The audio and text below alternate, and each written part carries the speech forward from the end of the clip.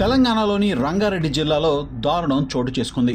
POCSO కేసులో నిందితుడిగా ఉన్న ఒక వ్యక్తి 6గురిని దారుణంగా హత్య చేశాడు. మృతుల్లో బాధిత బాలిక, ఆమె కుటుంబ సభ్యులతో పాటు నిందితుడి కుటుంబ సభ్యులు కూడా ఉన్నారు. బెయిల్పై తిరిగి వచ్చిన తర్వాత అతడు ఈ ఘాతుకానికి ఒడిగట్టాడు. షాబాద్ మండలంలో ఈ ఘటన చోటు చేసుకుంది. ఇందుకు సంబంధించిన వివరాలు ఇలా ఉన్నాయి. రాజ్ కుమార్కు 7 ఏళ్ల క్రితం సరిత అనే మహిళతో వివాహం జరిగింది. వీరిది ప్రేమ వివాహం. రాజ్ కుమార్, సరిత దంపతులకు 2 పిల్లలు ఉన్నారు. అయితే రాజ్ కుమార్ కొంతకాలం కిందట ఓ మైనర్ బాలికను వేధించినట్లుగా తెలుస్తోంది. ఈ క్రమంలోనే బాధిత బాలిక, ఆమె తల్లి పోలీసులను ఆశ్రయించారు.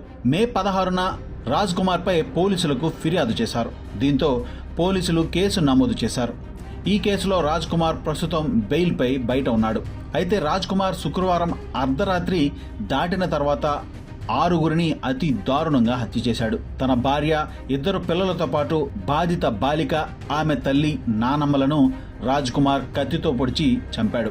తొలుత రాజ్ కుమార్ షాబాద్లోని బాధిత బాలిక ఇంటికి చేరుకుని ఆమె తల్లి, నానమ్మలను హత్య చేశాడు. అనంతరం బాధిత బాలికను ఊరి శివారులోకి తీసుకువెళ్లి ఆమెపై అత్యాచారం జరిపి హత్య చేసినట్లుగా ఆ తర్వాత తన ఇంటికి చేరుకుని భార్య, 2 పిల్లలను రాజ్ కుమార్ చంపేశాడు. అనంతరం ఈ విషయాన్ని రాజ్ కుమార్ తన తల్లిదండ్రులకు ఫోన్ చేసి చెప్పాడు. తాను కూడా ఆత్మహత్య చేసుకుంటున్నానని చెప్పినట్లుగా సమాచారం. అయితే తీవ్ర దిగ్భ్రాంతికి గురైన రాజ్ కుమార్ తల్లిదండ్రులు ఈ విషయాన్ని పోలీసులకు తెలియజేశారు. ఈ ఘటన తీవ్రత నేపథ్యంలో స్థానిక పోలీసులతో పాటు future city CP Tarun Joshi, DCP Yogesh గౌతమ్లు కూడా ఘటనా స్థలానికి చేరుకుని పరిశీలించారు.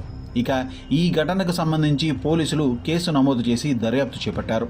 అయితే ఈ ఘటన స్థానికంగా తీవ్ర కలకలం రేపుతుంది. స్థానికులు తీవ్ర భయాందోళన చెందుతున్నారు. మరోవైపు రాజ్ కుమార్ కోసం పోలీసులు గాలింపు కొనసాగిస్తున్నారు. ఘటనా స్థలానికి క్లూస్ టీం చేరుకుని ఆధారాలు సేకరించే పనిలో పడ్డాయి. డాగ్ స్క్వాడ్ను కూడా రంగంలోకి దింపారు.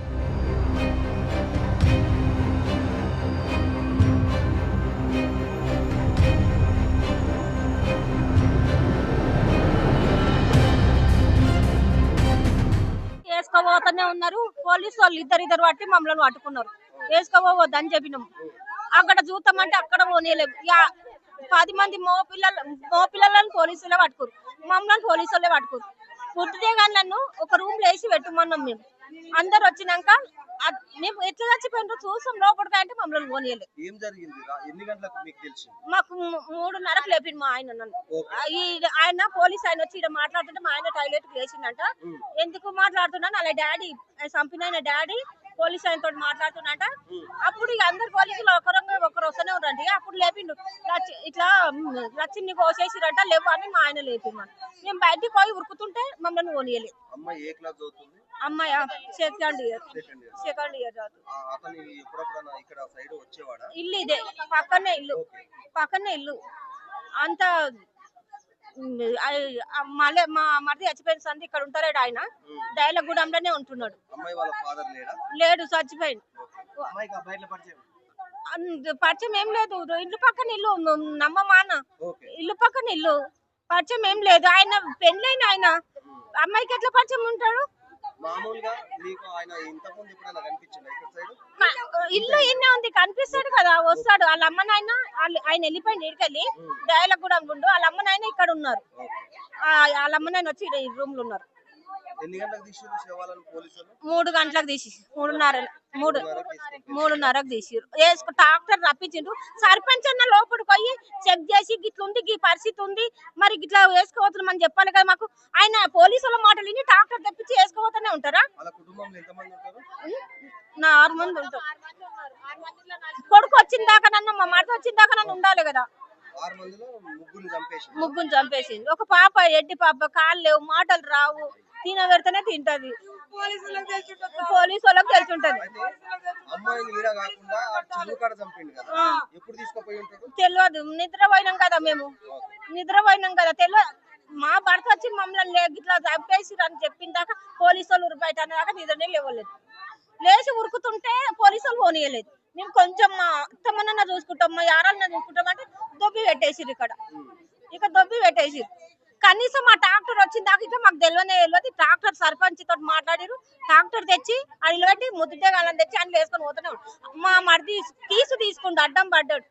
ఇద్దరు పోలీసులు ఆడలను అట్టుకుంటున్నారు. వాళ్ళు అడ్డం పడ్డం చూడనీయలే మమ్మల్ని. తెలియలేదు, చూస్తే తెలుస్తుండే ఎట్లా చంపేది. చూడలేదు కదా. అక్షయ అనే అమ్మాయి ఉంటుంది. వాళ్ళ మదర్ పేరు లక్ష్మి, వాళ్ళ అమ్మమ్మ రుక్కమ్మ ఉంటుంది, నాయనమ్మ రుక్కమ్మ.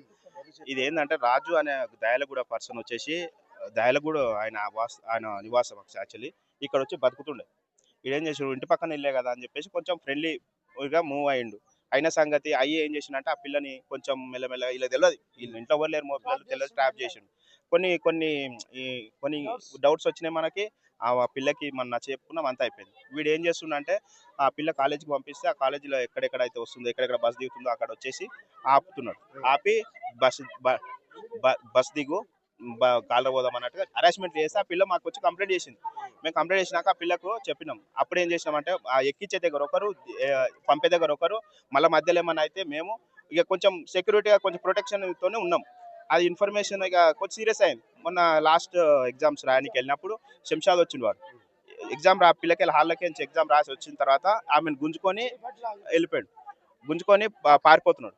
మా అక్క ప్రొటెక్షన్కి ఆడనే ఉన్నది, పక్కకే ఉన్నది. ఆమె బట్టి గుంజుతుంటే ఏమన్నాడంటే అందరు పబ్లిక్ చూస్తారు ఇక వాడిని కొట్టగలరా అని చెప్పేసి ఆమెను వదిలేసి, బిడ్డ మీ మొగన్ని చంపినా, మీ మొగన్ని నేను సంవత్సరం కింద నేను చంపినా, ఎవడ వీకిండా, ఏ పోలీసు వాడు వీకాడు, ఏం వీకాడు, పోలీసు వాళ్ళకి పైసలు వాడితే ఎమ్మెల్యే ఏం వీకాడు, పోలీసు వాళ్ళు ఏం వీకాడు అని చెప్పేసి ఆడు స్టేట్మెంట్ ఇచ్చేసిండు. ఆయన వాళ్ళు అప్పుడు మా అక్క వచ్చి మాకు చెప్పిన తర్వాత మాకు డౌట్ వచ్చింది. అంటే వీడు మా బావని కూడా ఇట్లనే చంపిండు యాక్చువల్గా. సరే వచ్చి ఇట్లా అదే రోజు మళ్ళీ అది పొద్దున 11:30 12 గంటలకు అయిపోయింది.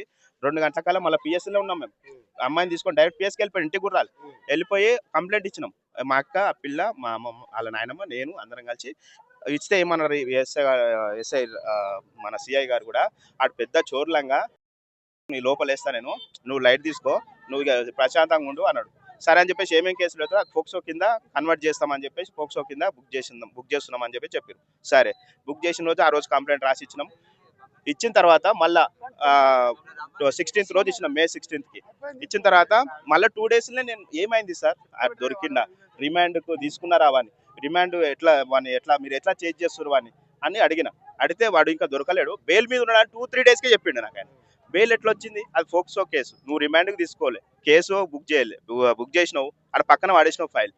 ఇంకా నేను ఫోన్ మాట్లాడి తర్వాత బెయిల్ మీద తిరుగుతున్నాడు, దొరికినాగానే మన లోపల వేసుకో ఇక అంటని రమేష్ అన్నట్టు ఆయన ఎస్ఐ ఆయనకి ఇచ్చిన ఆ ఫైల్ ఇచ్చిన తర్వాత మళ్ళీ నేను వారం తర్వాత మళ్ళీ వెళ్ళి మీరు ఒకవేళ మీరు తీసుకోకపోతే వాడు షాబాలో తిరుగుతున్నాడు, మా కంట్లో పడ్డాడు, మీకెందుకు దొరుకుతలేడు, నెల అవుతున్నది, ఆల్మోస్ట్ 20 days ఎబో అయింది.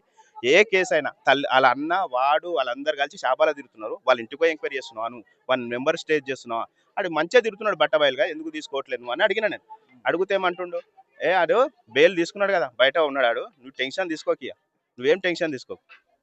ఇప్పుడు మీరు పోక్సో కేసు చేసామన్నారు కదా, మీరేమైనా ఎఫ్ఐఆర్ తీసుకున్నారా? నేను తీసుకున్న కాపీ నువ్వు చేస్తలేవు కదా, నీకు కాకపోతే నాకు ఈ ఎఫ్ఐఆర్ కాపీ నేను ప్రైవేట్గా నేను కోర్టులో నేను చేసుకుంటా. వాళ్ళకి స్ట్రెస్ ఉంది, వాడు చంపుతా అని చెప్పిండు 2 రోజుల కల్లా, వాళ్ళకి స్ట్రెస్ ఉంది, మగపిల్లలు లేరు ఇంట్లో అని చెప్తే వాడేం చంపుతాడు, వాడు భయపడి ఇప్పటికే మస్తు భయపడినాడు, దొరుకుతాడు, అందుకే దొరుకుతలేడు, భయపడి దొరుకుతలేడంట. ఈ శాతగానోడు ఈడు ఉన్నాడు కాబట్టి దొరుకుతలేడు. ఈ సిఐ పోలీసుల మున్మాటికి చెప్పిన నేను కంప్లైంట్ లో కూడా మెన్షన్ చేసిన, వాడు అనుమంటుండు పోలీసు వాళ్ళు ఏం చేయలేరు, పిఎస్ లో ఏమైనా చేయొచ్చు, ఎమ్మెల్యే కూడా ఏం చేయలేడు అంటని వాడు అన్నాడు సార్ అని కూడా నేను కంప్లైంట్ ఇచ్చేటప్పుడు చెప్తే వాళ్ళు నోట్ చేసుకోలేరు, ఆ విషయం నోట్ చేసుకోరు. కాబట్టి నేను ఇప్పుడు సిపి గారు వచ్చినప్పుడు చెప్తే అది అట్లా రాసుకుంటారు అంటే వాళ్ళకి చెప్పిన, నేను నీవు వచ్చినప్పుడు చెప్తలేను, కొత్తగా వాళ్ళు అప్పుడే చెప్పేసినాను కూడా చెప్పిన. మళ్ళీ తర్వాత నేను మళ్ళీ నెల అవుతుంది, ఇక మాకు ఇన్ఫర్మేషన్ లేదు, ఒక ఫోన్ లేదు, ఏం లేదు. లాస్ట్ 1 week కి స్టేట్మెంట్ తీసుకోనికి శంషాబాద్ పోయినాక స్టేట్మెంట్ అయిపోయిన తర్వాత ఇక్కడికి వచ్చిన స్టేట్మెంట్ తీసుకురా, ఆ ఫైల్ ఏదో పోక్సోది ఉందంట కదా ఇక్కడ ఇవ్వండి అని 1 week 10 days తర్వాత రమేష్ అన్నట్టు ఆయన ఆ ఫైల్ తెప్పించుకుంటున్నాడు. ఆ ఫైల్ ఏం రాసిరో కూడా అప్పటి వరకు ఆయనకు తెలియదు. పోక్సో అది రాసి కేసులు పెట్టినారు, ఆ సెక్షన్లు వేసినారు, ఆ ఫైల్ అక్కడ మూలకేసినారు. ఈ సిఐ కాంతారెడ్డి గారు నాకు భుజం దడుతూ ఆడేం చేయలేడు, పో నువ్వు లైట్ తీసుకో, ఇక నేను చూసుకుంటా. ఇప్పుడు ఈ రోజు చేసి దొంగలు లెక్క వచ్చిర్రు. వచ్చి 1 గంట రాత్రి వాళ్ళు చనిపోయిన తర్వాత వీళ్ళు వచ్చి ఇంటి పక్కన కొడుకుంటాడు.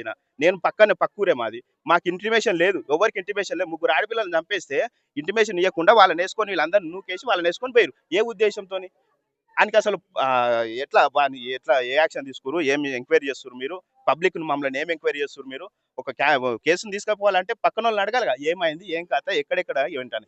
వచ్చి దొంగలు లెక్క వచ్చి ఆ దుప్పట్లు వేసుకుని ట్రాక్టర్ విప్పించుకుని ఆ సర్పంచ్ ఉన్నాడు, ఈ గ్రామ సర్పంచ్, ఆయన ఏం ఉద్దేశం ఉందో కానీ ఆయన ఊరికి ప్రొటెక్ట్ చేయాలి. ఆయన ఆ పోలీసు వాళ్ళకి తొత్తులాక పనిచేస్తున్నాడు వాడు. ట్రాక్టర్ తిప్పించి వీళ్ళందరూ నేర్పించుకొని పోయారు. ఇప్పుడు ఒక్క లేడు షాబా పిఎస్ కి సంబంధించి 11:10కి సీసీ కెమెరా రికార్డ్ అయింది వన్ సైడ్. అమ్మాయిని వీళ్ళిద్దరిని చంపేసిండు. ఇప్పుడు ఆడ చూసింది ఏంటంటే ఇక్కడ ఆమె డోర్ తీసింది, మా అక్కను ఆమెను చేసి చంపిన తర్వాత పెద్ద మనిషి ఆమె లేవడానికి కొంచెం ఇబ్బందిగా కొంచెం లేట్ లేచిందో లొల్లిలో పెట్టాకల ఆమెను కూడా చంపేసిండు. ఆ పిల్లని గుంజుకొని ఉరికి ఆ గోడవతలు వేసేసి స్టేడియం వెనకాల ఆ కారు పెట్టుకున్నట్టున్నాడు, అందులో ఎక్కించుకున్నాడు, పోయి ఆ చెరువు గట్ల ఆమెను చంపేసి ఇప్పుడైతే ఉన్న దాంట్లో ఆడు ఒక్కడే ఉన్నాడు. మరి వీళ్ళ ఎంక్వైరీ మస్తు చేస్తారు కదా, పిఎస్ వాళ్ళు ఎంక్వైరీ చాలా చేసి ఇప్పటి వరకు మాకు వాళ్ళు చేస్తారేమో ఎంక్వైరీ, ఏం చేస్తారు ఎంతమందినో ఇప్పటి వరకు ఏందో తెలుస్తుంది. ఎవరిని నిలది ఇప్పటిదాకా అడుగుతాం తీసుకెళ్ళామంటే ఈ సిపి గారు ఆయన వచ్చాడు, ఇంకో ఆయన వచ్చేయమంటున్నాడు గొడవ అవుతుంది, లాండ్ ఆర్డర్ ఇష్యూ అవుతుంది అందుకే తీసుకున్నామంటే, అరే ఎన్ని కేసులు లేవు, 3-4 గంటలు 10 గంటలు వెయిట్ చేసిన కేసులు ఉన్నాయా? అది ఏమి ఎంక్వైరీ లేకుండా నువ్వు ఎట్లా తీసుకుపోయినా వాళ్ళని సెక్యూరిటీ చేస్తారు. ఇప్పుడు పోలీసు వాళ్ళు సెక్యూరిటీ చేసుకుంటున్నారు ఇప్పుడు అంతే.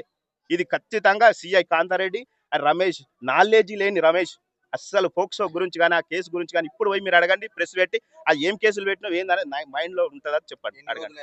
ఆ ఫైల్ ఎన్ని రోజులకు తీసుకున్నావు, ఆ కేసు ఏం పెట్టినావు, దాని ఎంత స్టాండ్, వాళ్ళిద్దరి మీద యాక్షన్ తీసుకోవాలి, వాళ్ళని చంపేయాలి. ఇంకోటి పాప ఉంది హ్యాండిక్యాప్డ్ కాంతారెడ్డి రమేష్ గారే సాధాలి మొత్తం. వాళ్ళ ఇంటికాడ పెట్టుకొని మేము ఎట్లా సాధినామో వాళ్ళు అట్లా సాధాలి. ఎవరు లేరు వాళ్ళ ఇంట్లో, అందరిని చంపేసినాక వీళ్ళ ప్రొటెక్షన్ నెగ్లెన్సీ వాళ్ళనే కదా, నెగ్లెక్ట్ చేసిన వాళ్ళు. ఫాదర్ ఎలా చనిపోయాడు, వీడు చంపినా అని చెప్పిండు మాకు. ఆయన అదే రోజు ఆయన చనిపోయిన రోజు కూడా ఏంటంటే నైట్ తీసుకుపోయాడు. అంటే మామూలుగా ఫ్రెండ్లీకి వెళ్తుంటారు కదా, ఇంటి పక్కన తాగిన తర్వాత బాగా లోడ్ చేసిండు. ఆయన భుజాల ఇక్కడ భుజాల మీద వేసుకొని వచ్చారు. మా ఇంట్లో ఏమనుకున్నారు, తాగి వచ్చిండు కదా ఈయన రోజు కొంచెం డ్రింక్ చేస్తాడు అని చెప్పేసి ఆయనను ఇంట్లో వండబెట్టి ఈడే వండబెట్టిపోయాడు. వండబెట్టినాక 10 మినిట్స్ తర్వాత ఆయనకు గుర్కొస్తలేదు. వీళ్ళు అబ్జర్వ్ చేస్తారు ఇంట్లో ఫ్యామిలీ మెంబర్స్, గుర్కొస్తలేదు ఎందుకంటే అంటే అప్పటికే అయిపోయింది ఆయన ఎప్పుడో, కానీ వీళ్ళు అబ్జర్వ్ చేయాలి. అప్పుడే వాడు ఉరికొచ్చింది, మళ్ళీ వచ్చి వాడే హాస్పిటల్ తీసుకుపోయాడు. మళ్ళీ అందరికి ఫోన్ చేసిన వాడు. అంటే ఈ ఫస్ట్ ప్లాన్ ఆయన నేసేయాలి, ఆయన నేసేస్తే మోపిల్లలు ఎవరు ఉండరు, తర్వాత చూసుకోవచ్చు. అట్లా చేసిండు. అది కూడా మెన్షన్ చేసినాం కంప్లైంట్ లా, ఇట్లా చేసిండ్రా బాబు అని. అంటే చేసిండా మెడికల్ అవన్నీ చూసుకురా మీరు అంటే మమ్మల్ని అంటారు ఉల్టా. ఈ రమేష్ వీళ్ళంతా ఆ నాలెడ్జ్ లేని వాళ్ళు. కుంటాడు అనుకున్నాం కానీ ఇంత ద్రోహం చేస్తాడని మేము ఎప్పుడు అనుకోలేదు. ఒక తమ్ముళ్లాగా చూసుకున్నాం మేము అందరినీ, వాడి పిల్లల తమ్ముళ్లాగా చూసుకున్నాం. వాడు ఇంత ద్రోహం చేస్తాడని మాకు తెలియదు. మేము కేసులు కూడా వేసాం, వాడు హరాస్మెంట్ కేసు కూడా పెట్టాం. మేము హరాస్మెంట్ కేసుకి వాళ్ళు ఏమి రెస్పాన్స్ కాక పోలీసు వాళ్ళ నిర్వాహకం వల్ల జరిగిన ఇన్సిడెంట్ మొత్తం ఇది. పోలీసు వాళ్ళు మొత్తం పోలీసు వాళ్ళు చేశారు ఇదంతా. జైలుకి తీసుకెళ్లలేదు, వాడిని ఎంక్వైరీ చేయలేదు, వారు ఏది చేయలేదు. అసలు మేము హరాస్మెంట్ కేసు పెట్టాము ఆల్రెడీ, అసలు ఏ రెస్పాన్స్ చేయలేదు వాళ్ళు. అసలు 1 మంత్ అవుతుంది కేసు పెట్టి. 15 days బ్యాక్ వాళ్ళ మామ వెళ్ళి మరీ అడిగాడు, ఏమైంది సార్ కేసు పెట్టాం, వాడు ఇలా తిరుగుతున్నాడు, ఏం రెస్పాన్స్ చేయట్లేదు అని కూడా అడిగాడు. ఆయన కూడా రెస్పాన్స్ కాలే. ఈ ఊరు పోలీస్ స్టేషన్ లో ఏ వేస్ట్ పోలీస్ స్టేషన్ మొత్తం, చెత్త పోలీస్ స్టేషన్ మొత్తము వాళ్ళు రెస్పాన్స్ తీసుకుంటే ఈ రోజు ఈ పరిస్థితి కాకపోయేది కదా, 3 members చనిపోయే వాళ్ళు కాదు కదా. పోలీసుల నిర్లక్ష్యం